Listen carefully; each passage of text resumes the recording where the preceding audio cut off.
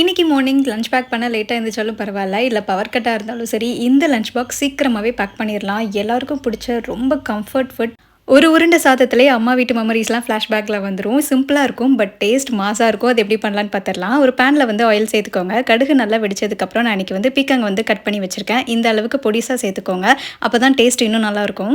நான் ஆல்ரெடி சொன்ன மாதிரி இந்த ரெசிபிக்கு நம்ம மிக்ஸியே யூஸ் பண்ண போகிறதில்ல. ஸோ மிக்ஸி இல்லாமல் எப்படி நம்ம வீட்டிலே கிரைண்ட் பண்ணி வைக்கலான்னு பார்க்கலாம். துருவின தேங்காய், ஜீரகம், மஞ்சப்பொடி, வெங்காயம், அப்புறம் காரத்துக்கு தகுந்த மாதிரி பச்சை மிளகாய் சேர்த்துக்கோங்க. அடிக்கல்ல இந்த மாதிரி எடுத்து நான் எல்லாத்தையுமே வந்து இடிச்சு சேர்த்துக்க போறேன். இந்த மாதிரி நச்சு எடுத்து நம்ம போட்டோம் அப்படின்னா டேஸ்ட்டும் வேற லெவல்ல இருக்கும். பச்சை மிளகாயும் வெங்காயத்தையும் ஃபர்ஸ்ட் இடிச்சிட்டு மிச்சதெல்லாம் கடைசியில் இடிச்சு இந்த அளவுக்கு வந்து நம்ம எடுத்துக்க போகிறோம். கோர்ஸாக எடுத்துக்கிட்டோம் அப்படின்னா நம்மளுக்கு கூட்டு மாதிரி இல்லாமல் பொரியல் மாதிரி இல்லாமல் நம்மளுக்கு ஃபைன் கன்சிஸ்டன்சியில் வந்து கிடைக்கும். இதுக்கு தேவையான அளவுக்கு உப்பு வந்து பருப்பு வந்து வேக வச்சு வச்சிருக்கோம். நீங்கள் துவரம் பருப்பும் சேர்த்துக்கலாம், இல்லை பாசி பருப்பும் சேர்த்துக்கலாம், நம்ம இஷ்டம் தான். வந்து கருவேப்பிலையை தூவி கடைசியில் வச்சு சர்வ் பண்ணி சாதத்து கூட விரவி டிஃபன் பாக்ஸ்க்கு கொடுத்து அனுப்புனீங்க அப்படின்னா கண்டிப்பாக ரிட்டர்ன் வீட்டுக்கு வராது, எல்லாமே காலி பண்ணிடுவாங்க. சூடான சாதத்தில் தாராளமாக நெய் விட்டு இந்த பருப்பு கூட்டு போட்டு ரசம் வச்சு சர்வ் பண்ணி சாப்பிட்டு பாருங்க. இனி போரிங்கான பீக்கங்காக்கு பை பை சொல்லிட்டு இந்த ரெசிபியை ட்ரை பண்ணுங்க.